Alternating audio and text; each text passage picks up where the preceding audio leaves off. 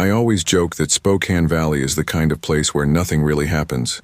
It's quiet, predictable, and honestly a little boring.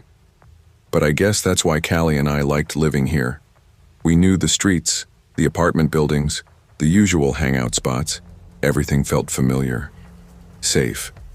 That's why I said yes so fast when Callie told me about this sleepover at her friend Alex's apartment. I'd never met him, but she knew him from her art class. "He's super chill," she said. "Kind of quiet, but nice, you'll like him." I believed her. Callie's the cautious one between us, so if she trusted someone, I usually did too. We got there around 6 in the evening. The sun was still out, but Alex's building already felt dim and kinda lifeless the moment we stepped inside. It was one of those old complexes with these long carpeted hallways that smell like dust and old coffee. Alex's door opened before we even knocked twice. "Hey," he said quietly. He was tall with messy dark hair and this weirdly blank expression. Not creepy, just awkward. His apartment smelled like cinnamon candles, which felt random considering he barely made eye contact. But everything inside looked normal enough. TV, couch, a stack of board games, some half-finished painting leaning against a wall. I relaxed a little. Callie bumped my shoulder. "See? Normal." "Yeah," I whispered. "Totally." Alex barely said anything while we set up blankets and snacks. He mostly hovered in the kitchen, shifting his weight like he wasn't used to having people over. Around 9 p.m., Callie nudged me again. "He's nervous," she whispered. "It's kinda cute." I wasn't sure I agreed. Something about him made me feel watched. Not in a horror movie way, just like he was studying us, measuring our reactions. Quiet people don't usually stare that much, but I told myself I was overthinking it. We played Mario Kart, made popcorn, and started a movie. Pretty ordinary stuff. Alex talked a little more once he got comfortable, but even then, he kept circling certain topics, like how he never gets visitors, and it's weird finally showing people the apartment, and the layout takes some getting used to. Normal words, but something in his tone felt off. Around midnight, Callie went to the bathroom. Alex and I sat in the living room. The movie paused. He looked at me suddenly. "Do you like it here?" The apartment?" I said. He nodded. "Yeah, it's nice."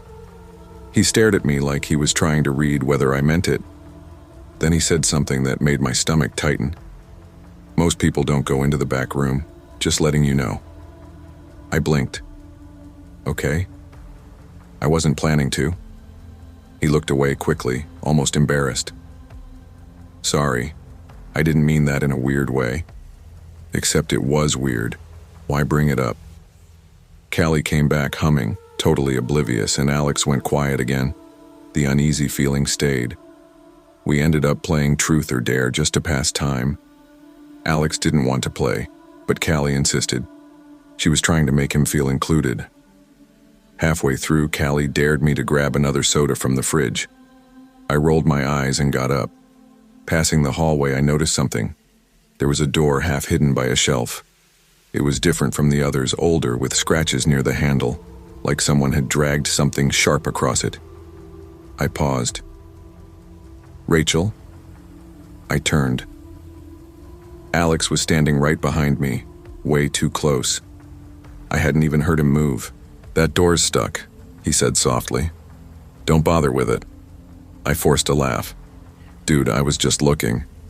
He didn't laugh. He didn't even blink. "Don't open it."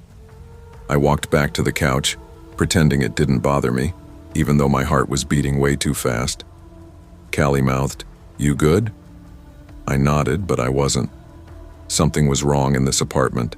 I could feel it in the way Alex's eyes kept drifting to that hallway, the way he flinched every time we got too close to that door. By 1:30 a.m., we were getting tired. Callie and I set up our sleeping bags in the living room. Alex said, "I'm going to bed. If you need anything, just knock." He gave us a small smile, almost too small, like he had to force it, and went down the hallway. His bedroom door clicked shut. We waited. Then Callie whispered, "Rachel." You felt that too, right? I looked at her. The room? Her eyes widened. So you saw it. We both sat up. I don't know, I whispered. His reaction freaked me out. Callie nodded. I want to check it. Callie, no. We don't have to go inside. Just look. I should have stopped her. I should have insisted we go to sleep or lie to him or something. But curiosity, dangerous, stupid curiosity, got the better of both of us. So, slowly, quietly, we walked to the hallway. The old door was shut now, but the shelf wasn't fully covering it anymore. It looked like someone had moved it, or bumped into it, or pulled it. Callie reached for the knob. I whispered, "Don't." She turned it. It wasn't stuck at all. The door swung open with this low, deep creak. The smell hit first, not rot, not garbage, something chemical, sharp, like cleaning fluid. The room was small, maybe the size of a walk-in closet. Just a desk, an old chair, and a wall covered in photos. Not normal photos. Every single one was of a girl. Different girls, different ages. Some smiling, some crying, some running, like the picture had been taken from far away. Callie covered her mouth. Oh my God. I stepped inside despite every part of me screaming at me not to. The carpet felt stiff under my feet like it had been scrubbed too hard. The air tasted weird, like bleach. Then I saw the newest photo, Callie and me, taken earlier, tonight, through Alex's apartment window. My legs started shaking. Callie, we need to go, now. She backed up, eyes glossy. What the hell is this? Why does he have these? A floorboard creaked behind us. We both froze. Alex stood at the end of the hallway. No expression, no emotion. Just blank. What are you doing in there? He asked softly. Callie whispered my name so quietly I barely heard it. Alex stepped closer. I told you not to go in the room. His voice wasn't angry. That somehow made it worse. We're leaving, I said, my voice trembling. No, Alex replied. You're not. He moved faster than I expected. Callie grabbed my wrist and pulled me back into the living room. We bolted toward the front door, locked. The deadbolt wasn't on earlier. I swear it wasn't. Alex's footsteps were slow behind us, calm, like he wasn't in a hurry. Girls, he said gently. Come back. I didn't want it to go like this. Callie was crying now, fumbling with the lock. I shoved her aside, hands shaking so badly I could barely grip it. The metal scraped, clicked, stuck. Rachel, Alex said. Stop. I turned. He was holding something, a roll of duct tape. I screamed so loud my throat burned. Callie finally got the lock loose, yanked the door open, and we ran into the hallway barefoot, not caring how loud we were or who we woke up. We didn't stop. Not down the stairs. Not through the parking lot. Not even when we reached my car and I dropped my keys twice trying to unlock it. We drove to my house shaking so hard we couldn't talk. My parents freaked out, called 911, and we told everything. The room, the photos, Alex blocking the door. Police went to the apartment. Alex was gone. They found the room, the photos, a drawer full of women's ID cards, a burner phone with dozens of numbers, and a list. Callie's name, my name, both marked with the date of the sleepover. The police said we got lucky. That's the phrase they used. Like any of what happened could be associated with luck. It's been months and Alex still hasn't been found. Every time I hear footsteps in a hallway or someone knocks on a door too softly, my heart jumps. Callie and I don't talk about that night. Not fully. But we won't leave each other alone in any house anymore, even during the day. And sometimes, late at night when everything's quiet, I get this horrible feeling that Alex didn't plan to kill us, not right away. He planned to keep us, and maybe he still wants to.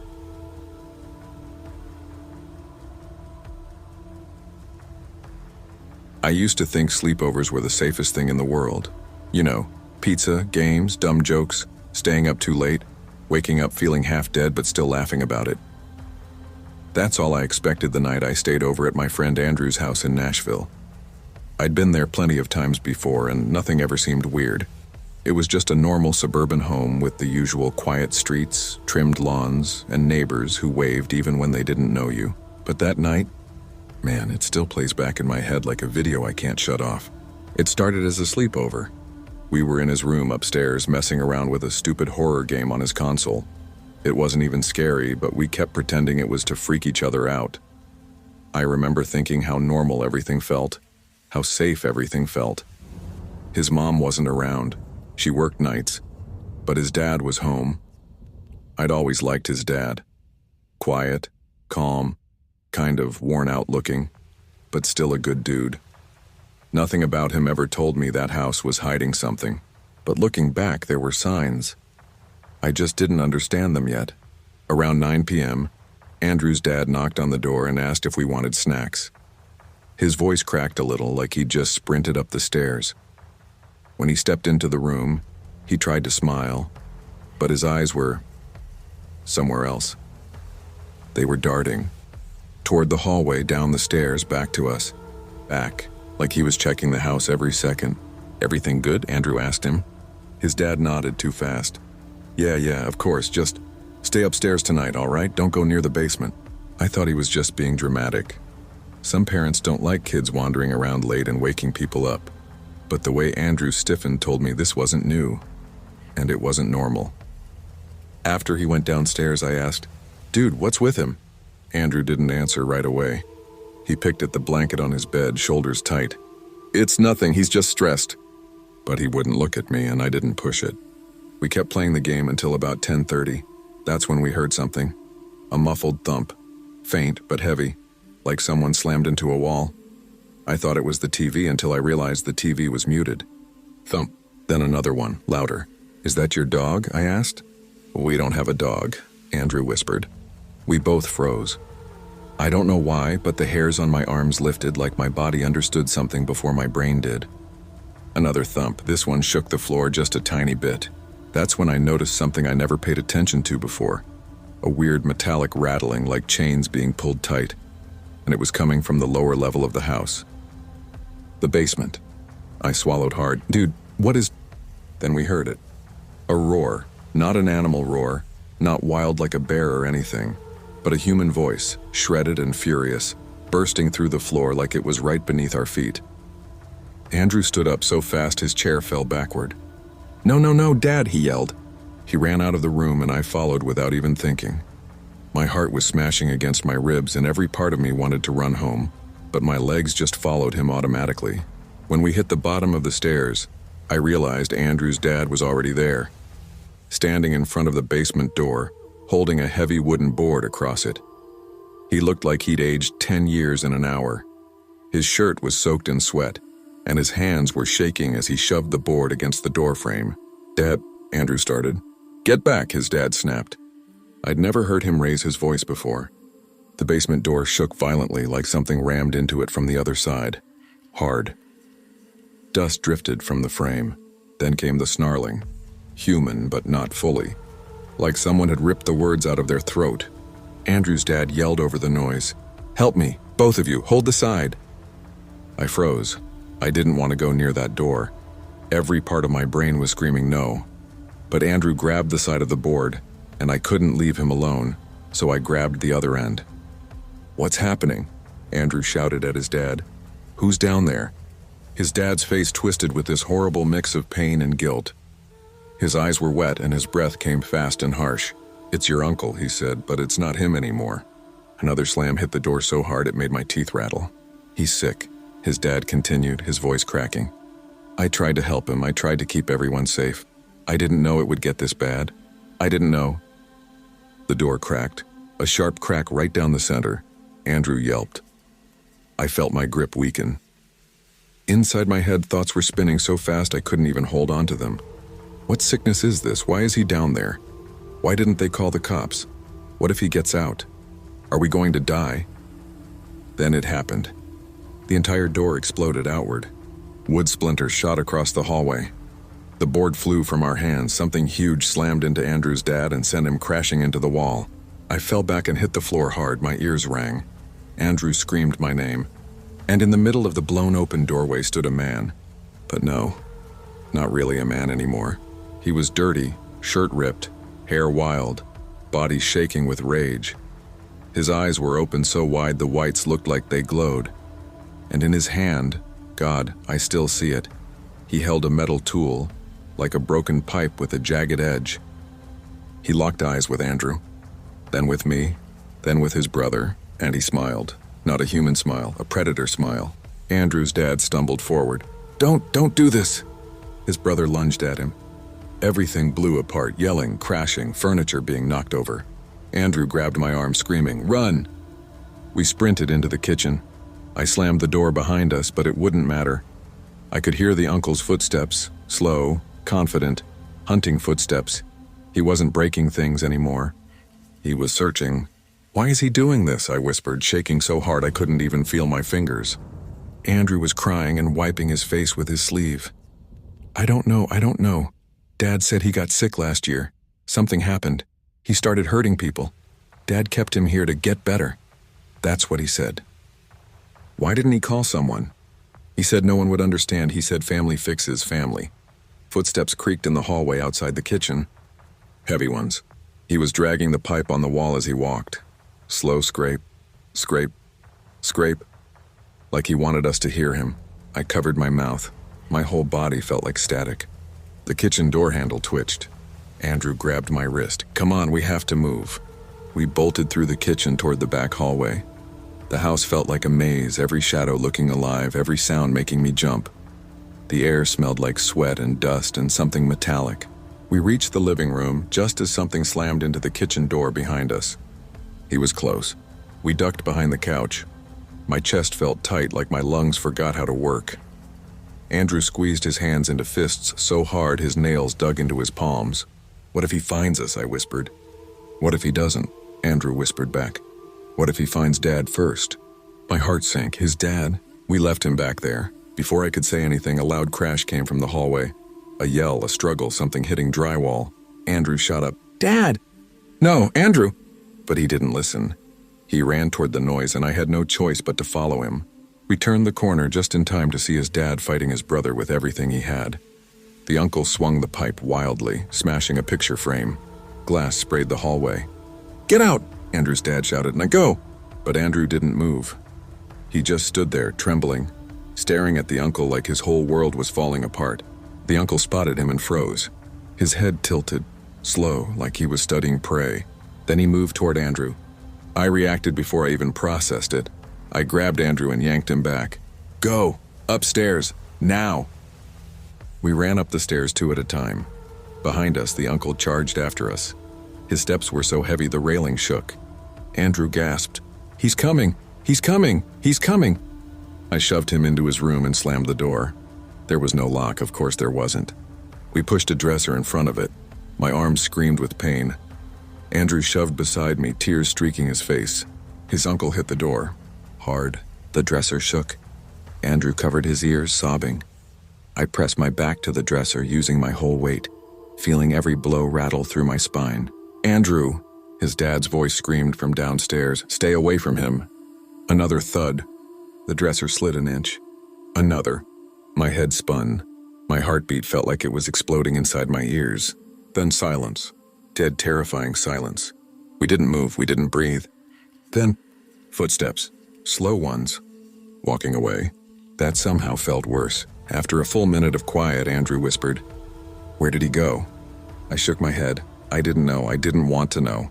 A heavy crash from downstairs made both of us jump. It sounded like someone falling or being thrown.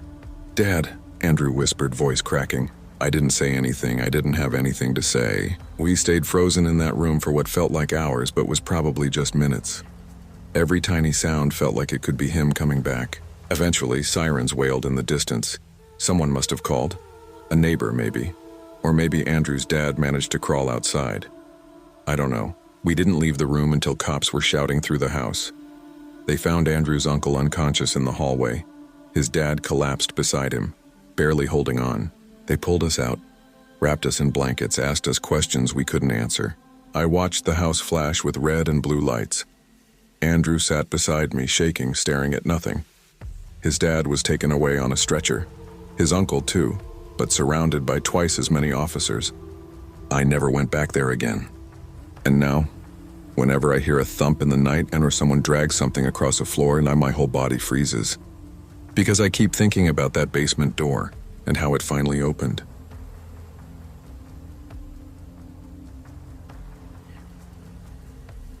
I never used to get scared in other people's houses. Like growing up, I was the friend who'd crash anywhere, sleep on random couches, stay over without even packing a toothbrush. Houses always felt safe to me, warm, predictable, boring in the best way. But ever since that night at Sophie's place, the idea of being in someone else's home makes my stomach twist. Even now, if a room gets too quiet, I start imagining that slow, dragging sound again. Back then, I didn't know that a normal Tuesday could turn into the kind of memory that sticks to your brain like glue. I had just finished school and was bored out of my mind, so when Sophie texted me, "Come over, parents are stuck at the hospital with my sister," I didn't even hesitate. I'd known her for years, and her family's place was basically my second home. I wish I'd stayed in mine that day. When I got to her house in Denver, the first thing I noticed was how strangely quiet everything felt. Normally her place was loud, TV on, mom cooking, dog barking, but the living room that day felt heavy, like the air itself was tired. Sophie opened the door and I could tell right away something was off. Her eyes were puffy like she hadn't slept. "Are you okay?" I asked. She shrugged. "Yeah, just long night, come in." I stepped inside and realized the vibe was completely different from usual. A pair of hospital wristbands lay crumpled on the coffee table. A jacket I recognized as her mom's was thrown over the couch. There was this weird smell too, like the plastic scent from hospitals that sticks to your clothes. Before I could say anything else, the front door opened again and her parents walked in. They looked drained, like they'd been awake for days. With them was her older sister, Chloe. I hadn't seen Chloe in months. She used to be the funny, artsy type, always painting something or humming under her breath. But the girl who stepped inside wasn't that person. She didn't even look at us. She just stared straight ahead with this blank, glassy expression like she wasn't actually seeing anything.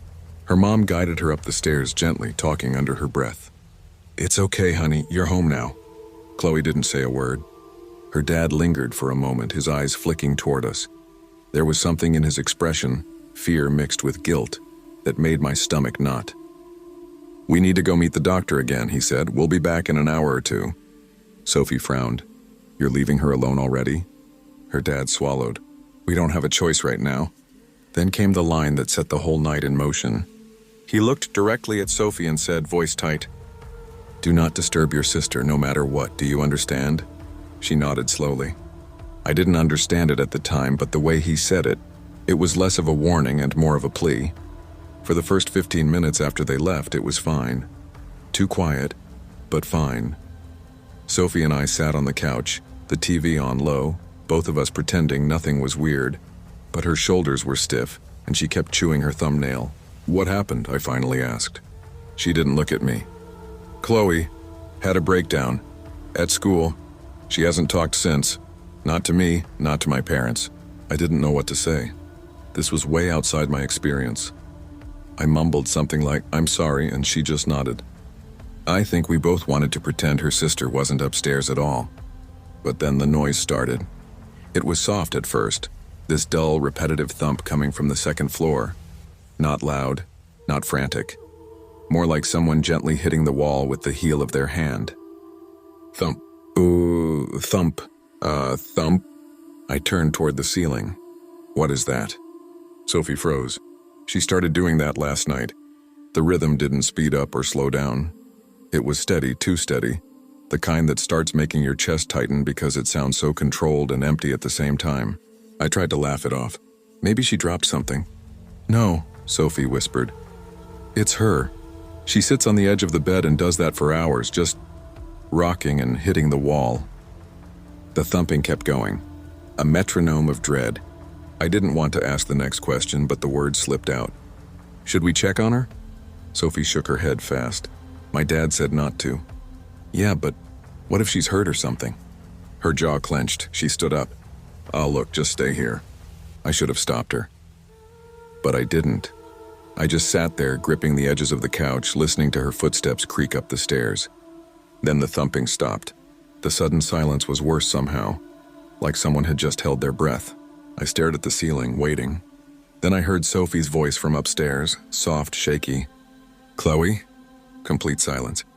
10 seconds passed, then 20, then maybe a full minute. My sense of time was melting. Finally, I heard Sophie come down the stairs fast, almost tripping.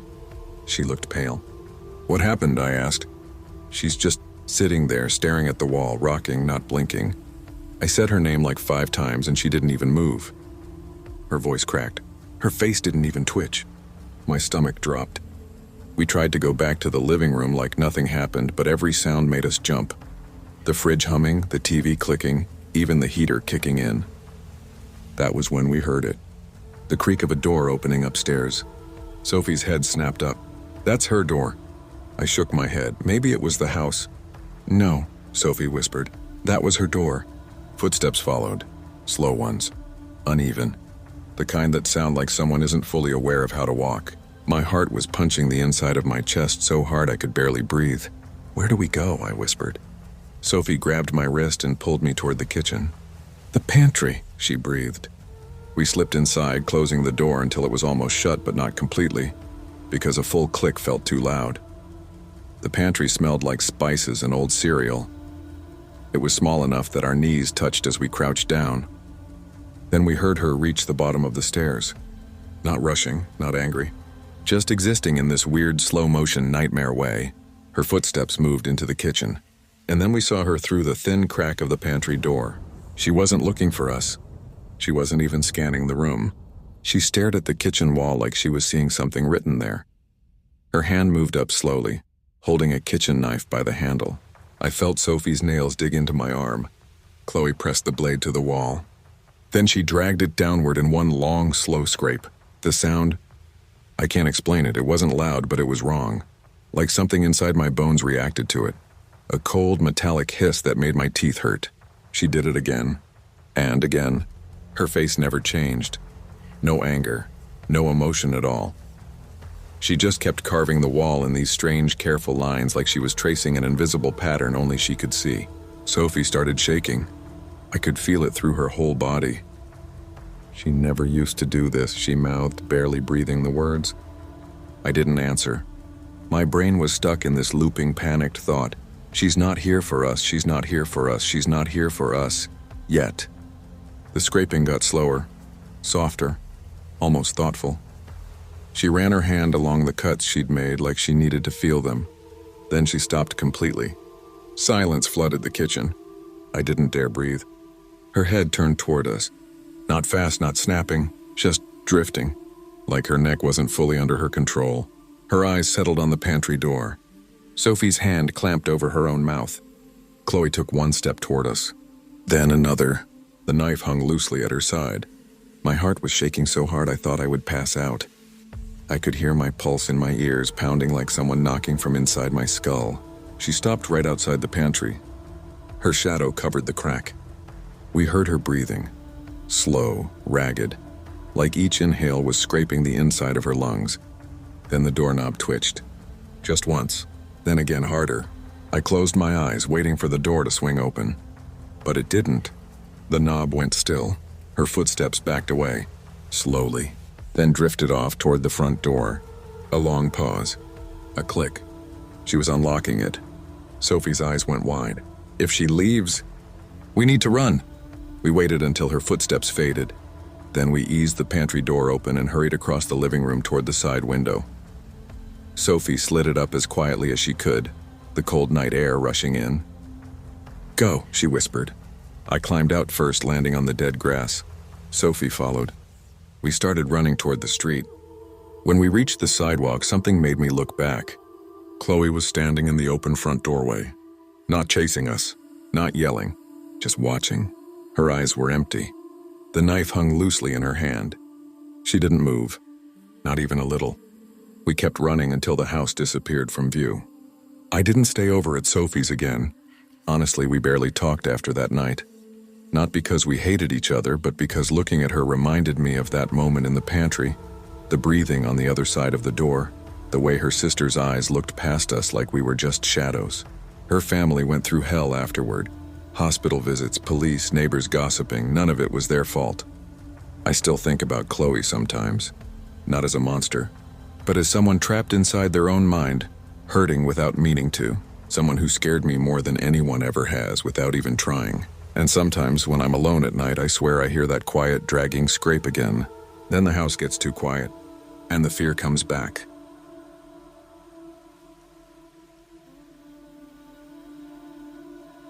I always thought lake houses were supposed to feel peaceful. Quiet, safe, relaxing, whatever word people used in those travel ads. For most of my life, that's how Rick's family lake house felt. It was the one place where we could unplug and act like normal kids instead of two stressed-out juniors trying to survive school. No neighbors, no parents, no noise except the water hitting the dock. But that spring break weekend, that place didn't feel peaceful. It felt like we were being watched the entire time, even before anything actually happened. I don't know if it was the way the wind moved through the trees or the fact that there was literally no cell service on Lakeshore Drive, but something in my stomach kept saying, "Don't relax too much. Something's off." I ignored it. I wish I didn't. Rick and I reached the lake house around 3 in the afternoon. Early spring meant the air was still cold enough to sting your face and the water was muddy brown instead of blue. The house looked the same as always. Brown wooden siding, wide porch, big windows facing the lake. Inside, everything smelled like old blankets and lemon cleaner, a smell I always weirdly liked. We dragged our bags in, started a fire, and began our lazy weekend. Games, chips, dumb jokes, the usual. The sun went down around 7, and the whole house dimmed fast. Out there, when it gets dark, it gets pitch dark. The kind of dark where the windows turn into mirrors instead of showing what's outside. We were halfway through some action movie when it started. A single knock at the door. Not loud, not panicked. Just one knock. Rick muted the TV. "Did you hear that?" "Obviously," I whispered. We both sat there, frozen. Nobody should have been out there. People didn't just drop by on Lakeshore Drive. And we were miles from the highway. Then another knock, this time a little softer. Rick crept toward the window beside the door. I followed and peeked over his shoulder. What I saw made my stomach flip. A girl, maybe 18, standing under the porch light with her head tilted down. Her hair was wet and sticking to her face. Her clothes were damp like she'd walked through the lake or something. She didn't look cold. She didn't even shiver. Rick whispered, "What the hell?" The knock came again, 3 short taps. He opened the door only a crack, keeping the chain on. Can we help you?" She lifted her head slowly. Her eyes looked glassy, like she wasn't fully there. "My car broke down," she said. Her voice was completely flat. No emotion at all. "Can I use your phone?" "We don't have service out here," Rick said. "Please," she said, but the tone didn't change. It didn't even sound like begging, more like she was reading a line she'd said 100 times. I stepped closer. "Where's your car?" She didn't blink. "Just up the road." Rick swallowed. "We can't let you in, sorry, but we can..." Before he could finish, she turned around and walked off the porch. Not fast, not slow, just steady. "Wait," Rick called out, but she didn't react at all. We both leaned over the porch railing, watching her walk toward the tree line. She didn't look back. I started breathing faster. "Dude, something's wrong with her." Rick nodded slowly. "We should have let her in." "Are you kidding?" She looked like she was in a trance. He didn't argue. Then we saw them. 2 tall figures standing at the edge of the trees. Not moving, not speaking, just silhouettes against the faint moonlight. "I don't like this," I said, backing up. Rick slammed the door shut and locked it. We killed the lights. The living room went black except for the fire. "Maybe they're with her," Rick whispered. "Yeah, and that makes it worse." We moved away from the windows. The house felt suddenly tiny, like there were 100 cracks they could look through. That's when the scraping started, a slow, steady sound sliding along the wood siding of the house, like someone dragging metal around the entire exterior. It moved from the back wall to the side, then toward the porch. We barricaded the door with a chair, then another. "Grab something," I whispered. Rick handed me a thick fire poker. He grabbed the biggest kitchen knife. My hands were shaking so bad I almost dropped the poker twice. The scraping kept circling. No talking, no footsteps, just scraping. Then silence. Silence always makes things worse. Rick whispered, "Let's check upstairs." I didn't want to, but staying downstairs felt like waiting to die. The wooden stairs creaked way too loud as we climbed. The hallway upstairs was cold enough that I could see my breath. That wasn't normal, the heat was on. We reached the top and froze. A small wet footprint. Right in the middle of the hallway. Bob. Small. Fresh, Rick whispered. Please tell me that was here earlier. It definitely wasn't. My throat tightened. Something had come inside. Through a window. A door we forgot to check? I whispered, we should hide. We slipped into the upstairs bathroom, shut the door gently and locked it. The room was small, cold, and smelled like old soap. We crouched by the bathtub, weapons in hand. My heart felt like it was punching my ribs. I tried to breathe quietly, but every inhale sounded too loud. A floorboard creaked outside the bathroom. Then another. Someone was walking. Slowly. Deliberately. Like they knew we were in there and wanted us to hear. A girl's voice started singing. Soft. Childlike. Right outside the bathroom door. You should have let me in. I nearly dropped the fire poker. Rick grabbed my arm hard, eyes wide, shaking his head. The singing stopped. Then came breathing. Right on the other side of the door. Slow and deep, like whoever was out there was inches away from the wood. The doorknob twitched. Not a full turn, more like someone testing it. Feeling it, checking if we'd panic. We stayed completely still. I thought I was going to pass out. Then footsteps moving away. Down the hallway. Down the stairs. Onto the porch. We didn't move for the rest of the night. Not even when the house creaked. Not even when something bumped the front door around 3 a.m. We stayed in that bathroom until the sun finally rose, turning the windows pale blue. When we walked downstairs, the house was empty. No footprints. No broken locks. No signs of forced entry. Rick opened the front door and let out a shaky breath. Dude. On the porch, written in red chalk, were the words, "You were smart this time." All caps. Perfect handwriting. Like someone had taken their time. I kept staring at this time. Why say that unless there had been a first time? Why say that unless they planned on a next time? We drove into town and called the cops from a gas station. 2 officers followed us back to the lake house. They searched everything, every room, every closet, every inch of the property. Nothing. Then one of the officers opened the attic. Boys, you should see this. In the attic, behind some old furniture, was a makeshift sleeping area. A dirty sleeping bag, food wrappers, a water bottle, extra clothes that didn't belong to Rick's family, some notebooks filled with scribbles and weird drawings, a little pile of wet leaves in the corner, like someone had been coming and going for weeks. The officer said, "Someone's been living up here." I felt sick. The girl, the figures, the scraping, all of it was bad enough. But knowing someone had already been inside with us, listening, watching, that was worse. On the drive home, Rick didn't talk. At all. He just kept replaying everything. Jaw clenched, gripping the wheel so tight his knuckles turned white. The lake house went up for sale 2 weeks later. I haven't been back to Lakeshore Drive since. I still think about the voice outside the bathroom. The weird, emotionless way she spoke. The 2 figures standing at the tree line. The footprint upstairs. But the message on the porch, that's what keeps me up at night. You were smart this time. It didn't feel like a threat. It felt like a promise.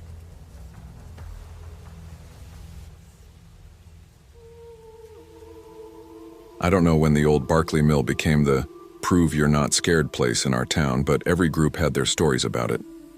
Upperclassmen loved telling us that the basement still smelled like the chemicals they used back when the mill packed industrial glue, or that there were handprints on the walls that didn't match any of the workers' records. None of that stuff actually bothered me.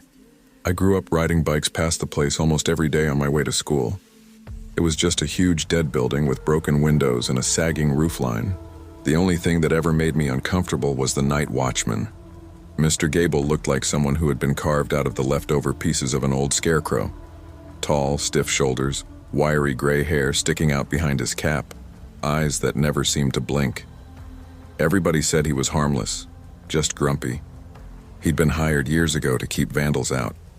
My mom once told me he was too old to hurt anyone. She was wrong, but I didn't know that then. The whole mess started after a birthday party at my friend Jonah's place. It wasn't some wild party or anything, just music, Too much soda, and that late-night energy where everyone starts daring each other to do dumb things. Around midnight, someone suggested the sleepover challenge at Barkley Mill. The idea was simple: stay inside until sunrise, get proof, and instantly become a legend at school. Jonah looked straight at me and grinned. "Come on, dude. You've always wanted to check out the inside." He wasn't wrong. I'd passed that mill so many times that it felt like unfinished business. Natalie and Sarah were there too, sitting cross-legged on the carpet eating chips. When they heard the dare, they exchanged this look that basically said, "We're not backing down before the guys do." "We'll do it if you two do," Natalie said, raising her eyebrows. And that was that. We made it official. 4 idiots with phone flashlights, backpacks of snacks, and the kind of confidence that only comes from being 16 and stupid. We got there around 1 a.m. The air outside the mill felt colder than the rest of town, like the buildings sucked up all the heat. There were no lights, no cars, nothing but the sound of wind hitting those giant, rusted sheets of metal on the walls. We weren't going to try the front door. That was where Mr. Gable usually sat inside his little booth until his shift ended at 3 or 4 in the morning. "I swear I saw him near the gate," Sarah whispered as we crouched near the loading dock. "You're imagining things," Jonah laughed, but he said it too quickly. "He never comes back here." We slid through a broken basement window that someone had forced open years ago. It was a tight squeeze, and when I dropped onto the concrete floor inside, my shoes slid on dust so thick it looked like powder. The smell hit me next. Old machinery, damp wood, rust, and something stale that reminded me of a locked garage that hadn't been opened in years. Jonah shined his phone around. "Dude, look at this place." Huge metal beams disappeared upward into black nothing. Chains hung from the ceiling like metal vines. Every sound echoed. Even our breathing bounced back at us. I tried to play it off, but being in that place felt wrong. Like we weren't supposed to be there. We wandered around for half an hour and eventually found a part of the factory floor wide enough to sit in a circle. Jonah joked about starting a campfire, which got him a smack on the arm from Natalie. To kill time, we started a stupid game of hide and seek, mostly just to prove to each other we weren't scared. I didn't want to admit it, but part of me was still thinking about Mr. Gable, imagining him silently making rounds outside the building while we ran around like we owned the place. "Okay," Sarah said, holding her phone like a countdown timer. "Jonah is it first, go hide." I wandered deeper into the mill than the others did, mostly because I didn't want them hearing my footsteps shake. My heart was beating way too fast for how calm I was pretending to be. Eventually, I ducked into this old manager's office with cracked windows and a warped wooden door that barely hung on its hinges. My flashlight beam cut across peeling wallpaper, broken cabinets, scattered tools, and then a wall. Covered. Like literally covered in Polaroid photos. For a few seconds, I just stared, confused. My brain didn't understand what I was looking at. Then I stepped closer. Every picture had a person in it, but not random people. Us. The first photo I recognized showed Jonah skateboarding behind the school last month. Another one showed Natalie and Sarah at the Halloween fair. There were photos of my house. One taken from the sidewalk, one taken from the alley behind it, and one taken from outside my bedroom window. My bedroom window. My chest tightened so fast it hurt. No way. No way these were real. I crouched down, scanning the wall, hoping there'd be some explanation. Maybe someone printed our Instagram photos or something. But some of these weren't taken from a normal angle. Some were clearly shot from bushes, behind fences, from inside cars. And then I saw a photo from earlier that night. Us walking to the mill, laughing, not even noticing the camera pointed right at us. My stomach dropped. I actually felt dizzy. Someone had been watching us for a long time. A beam of white light suddenly filled the room. My whole body jerked. "Found you." But it wasn't Jonah's voice. Mr. Gable stepped into the doorway, blocking it entirely with his frame. In one hand was a large flashlight. In the other, swinging casually like he was bored, was a heavy pair of bolt cutters. His face didn't look grumpy like usual. It looked wrong, like he couldn't decide what emotion he wanted to show. His smile twitched at the corners, then dropped, then twitched again. "You kids really shouldn't be in here," he said softly. "This place isn't safe." I tried to speak, but it came out like a whisper. "We didn't mean..." He cut me off with a weird, cheerful laugh. Oh, I know what you meant. You wanted to look around. Everyone wants to look around, but you? His smile stretched unnaturally wide. You picked the wrong room. He stepped farther inside. Instinctively, I stepped back. The front door is locked, he muttered, suddenly angry. The change in tone happened so fast it felt like someone flipped a switch.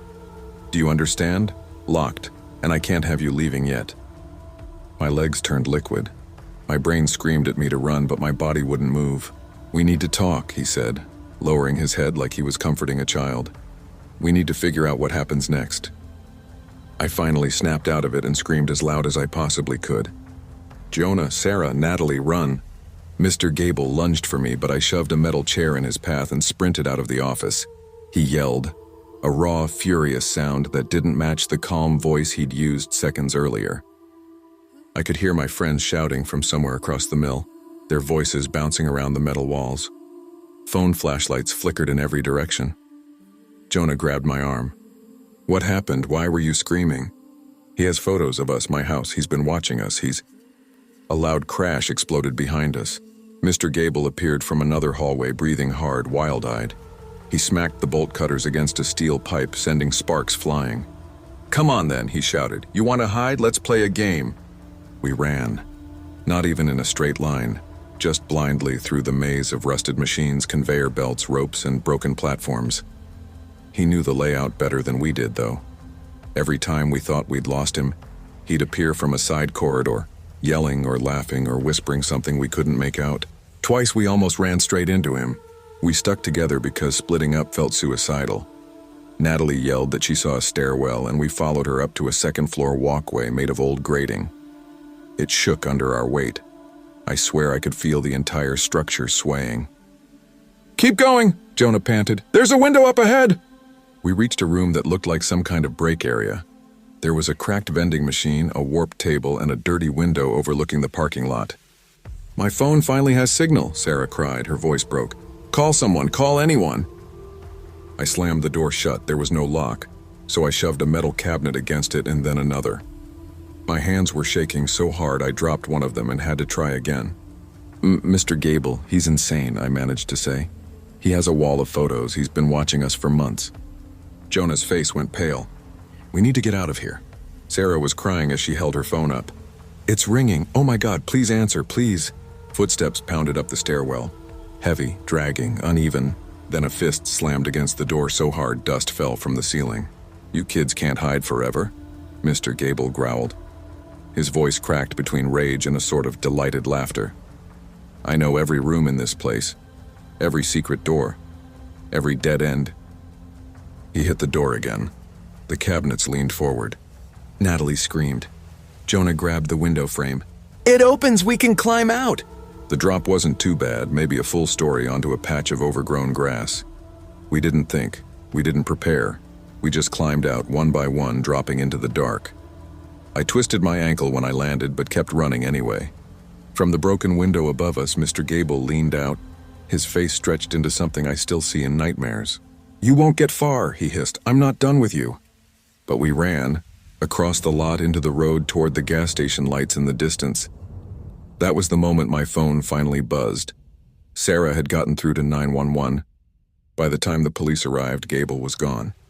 Inside the mill, they found the office, the Polaroids, his sleeping cot, his journals, his knives, his lists of names, people who'd gone missing years ago. It hit the news for maybe a week. Then the town stopped talking about it, like ignoring it made it less horrifying. He was arrested a month later in another state, but I still think about that room, that wall, that moment he said he knew what happens next. Sometimes I wonder what would have happened if my flashlight hadn't hit those photos, if I'd hidden somewhere else, if we hadn't run fast enough. Sometimes I check my bedroom window twice before sleeping, sometimes 3 times, and I swear, I still feel like someone is watching.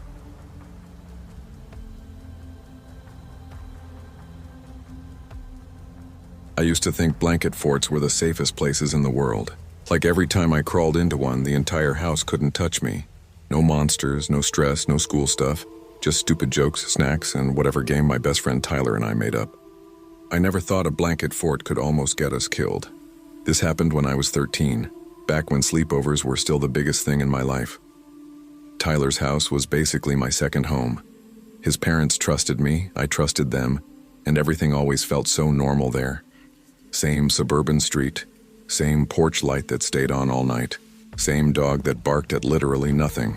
It was a safe place, or at least I thought. That night started like every other weekend at Tyler's. We'd had pizza, watched dumb videos, and played basketball in his driveway with that half-flat ball he refused to throw away. His parents went upstairs around 10, and we got hit with that burst of energy you only get when you know you're supposed to be asleep, but you're not even a little tired. "Dude, Fort?" Tyler said, grinning like a maniac. "Fort," I said back. And in that moment, that was the most exciting thing in the world. We dragged every blanket in the house into the living room. His mom's fuzzy ones, old superhero sheets, couch covers, extra comforters from the closet. We stacked chairs, boxes, couch cushions. We built tunnels, little rooms, and this huge common area lit by Tyler's stupid color-changing lamp he always set to blue, because he said it made everything feel like a video game. It took almost 2 hours, but by the end it felt like a real maze, like if you crawled in too deep, you'd actually get lost. And for some reason, we loved that. When we were done, we stood there sweating and proud. "This thing is insane," Tyler said, wiping his forehead. "It's like bigger than your room." "Dude, it's like Fort City." We were hyped out of our minds. And of course, because we're idiots, we decided to play Fort Murder. If you've never played it, it's basically hide and seek, but with fake horror movie rules. One person is the killer and crawls around the fort trying to find the other person. Yeah, I know, stupid name, even stupider game. But we were kids. Tyler was the killer first, so he sat in the main chamber, covered his eyes, and started counting loud enough for me to hear. 1, 2, 3. I crawled as quietly as I could into one of the deeper tunnels, the kind you had to go on your stomach to get through. It was warm inside, but not uncomfortable. The blankets blocked out most of the lights, and the whole place smelled like fabric softener, dust, and something else, like old carpet.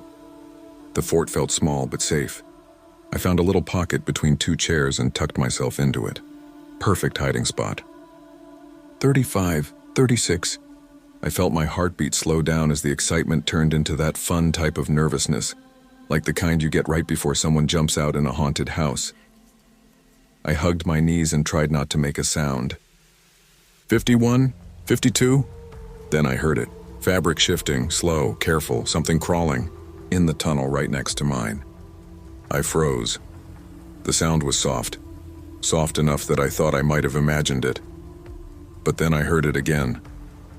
A slow, dragging sound, like someone pulling themselves forward with their elbows.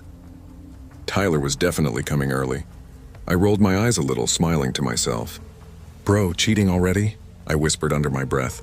Then, right as I said that, Tyler's voice came from the common area. Loud, clear, and way too far away to be the one crawling near me.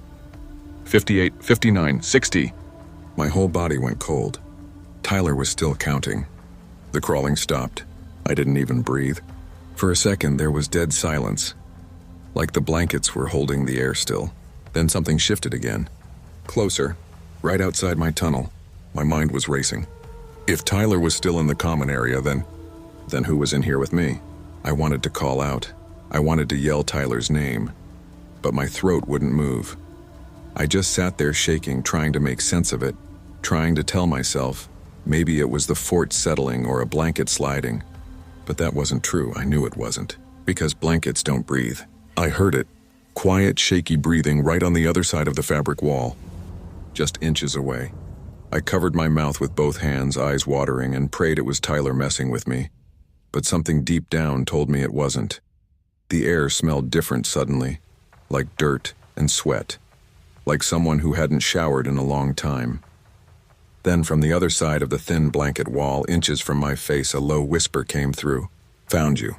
I screamed, like full panic, no thinking scream, and burst forward, ripping through the blanket wall. I didn't care what I destroyed. I just crawled like I was drowning and the air was in front of me. "Dude, what?" Tyler shouted, flipping on the living room lights. The sudden brightness made everything 10 times more chaotic. Half the fort collapsed behind me. Blankets fell everywhere like an avalanche. I scrambled out and fell onto the carpet, choking on my own breath. "What happened? What happened?" Tyler yelled, running toward me. I tried to speak, but my voice was shaking too hard. I pointed at the destroyed tunnel, and Tyler turned just as something moved inside it. For 1 second, one horrible, burned into my brain second, we saw a man crawl out of the collapsed fort. He was filthy, his clothes dark and torn, his hair greasy and stuck to his face. His eyes were wide, staring at us like he couldn't believe we saw him. Then he scrambled toward the hallway on all fours, fast, too fast. No, no, no, no, Tyler shouted, backing up so hard he slammed into the wall. The man disappeared into the darkness of the house, and everything went silent. I could hear my heartbeat in my ears. I could hear Tyler's parents snoring faintly upstairs. I could hear the house creaking. Every sound felt too sharp, like the world was suddenly louder now that something was wrong. He was in the fort, I whispered. He was crawling right next to me. Tyler's face twisted like he didn't want to believe it, but he saw him too. He wasn't dreaming. We both stood there shaking, staring down the dark hallway where the man had gone. To Tyler, I whispered, lock the back door, I'll lock the front. We didn't run. We couldn't. We moved slowly, both of us terrified that every shadow was him. My hands kept missing the lock because they were shaking so bad. Once both doors were locked, we backed up until we were in the middle of the living room again, not taking our eyes off the hallway. Should we get your parents? I asked. Tyler swallowed hard. His voice cracked. What if he's upstairs now? That thought punched me in the chest. What if he broke in earlier that day? What if he'd been watching us build the fort? What if he'd been waiting? A noise came from the hallway, a soft thump, then another, like someone crawling, slow, patient. My whole body locked up. Call 911, I whispered, now. Tyler grabbed the house phone and dialed, hands shaking so bad he almost dropped it. I stood in front of him, heart slamming against my ribs, staring at the hallway like if I blinked, the man would sprint at us. He didn't come out. Not then. But we heard him. His breathing. Right around the corner. The police arrived fast, sirens blaring down our quiet street. Tyler's parents came running down the stairs, confused and half asleep, and we practically screamed at them to stay back. Officers searched the entire house. Closets, basement, attic, behind furniture. They didn't find him, but they found what he left behind. Mud on the carpet. A snapped piece of wood from the basement window. A small metal tool he must have dropped while crawling out of the fort. And a smell. That same smell from the blankets. Sweat, dirt. Something else I don't even want to think about. They told us he was gone. That we were lucky. That he probably slipped out when he heard the sirens. But the thing that sticks with me, the part I can't forget no matter how much time passes, is how quiet he was. How close he was. How he waited until I was completely alone in the dark, before whispering to me. Sometimes at night, even years later, I swear I hear that same slow breathing, or the faint sound of fabric shifting, or that whisper right next to my ear. Found you. And the worst part? Every time I think about it, I realize something new. That fort had only 2 entrances. Tyler came from one. The police came through the other. So where did he crawl out from, and how long was he watching us build it before he decided to play?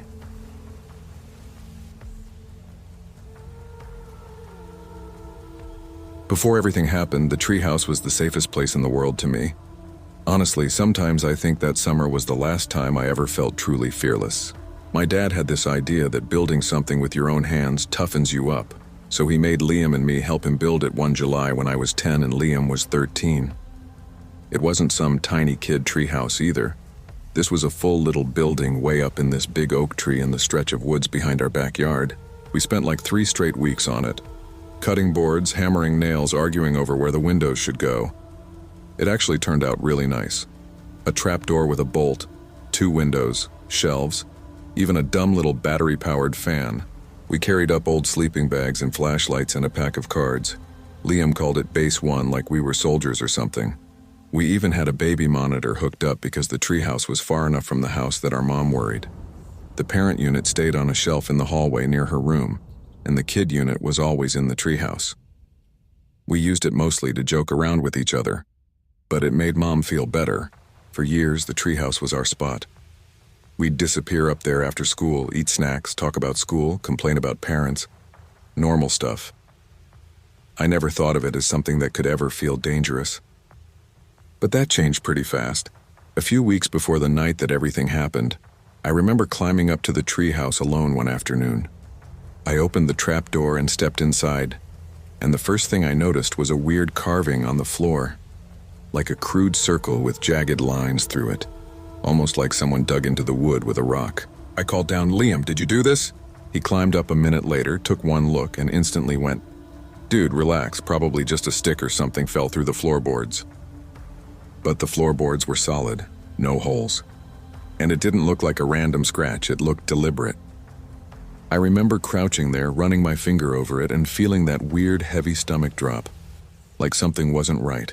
Then a couple days later, I found my favorite action figure, one I always kept on the shelf in the treehouse, on the ground below, snapped in half. The arms were gone completely. I asked Liam again if he'd done it, or if he knocked it out by accident. He shook his head and made a face like he thought I was accusing him. Dude, why would I do that? Maybe a squirrel got in. I didn't say anything, but squirrels don't break toys clean in half. Even back then, I felt like someone else had been up there. Someone who wasn't supposed to be.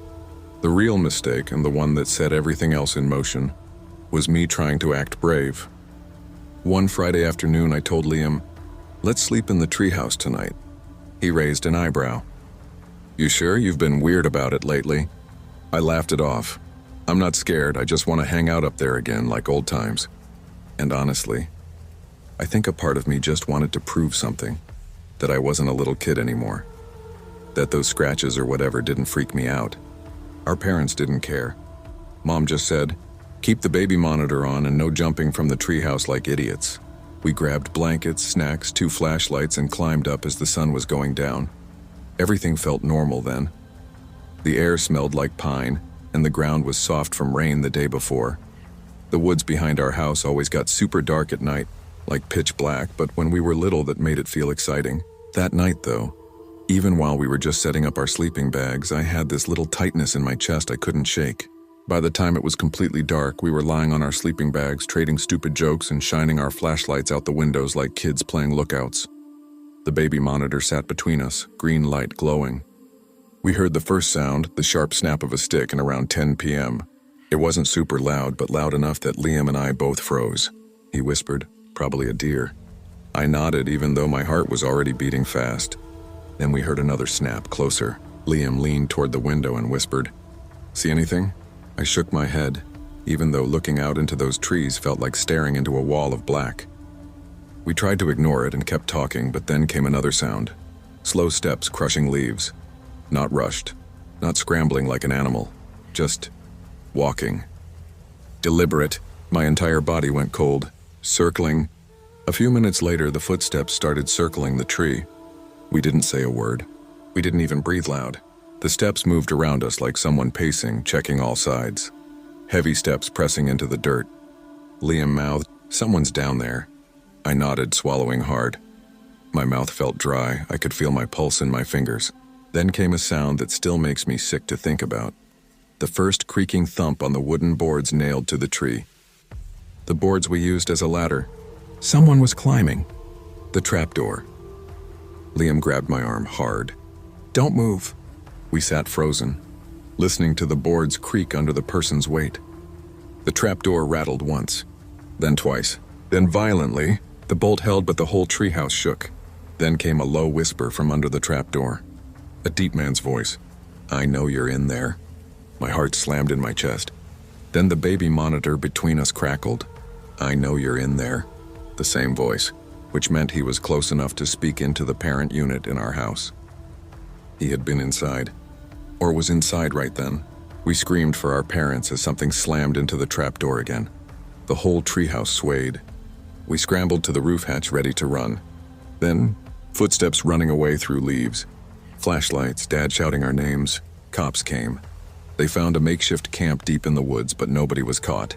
By Sunday, the treehouse was torn down. Liam never went back into the woods. I didn't either.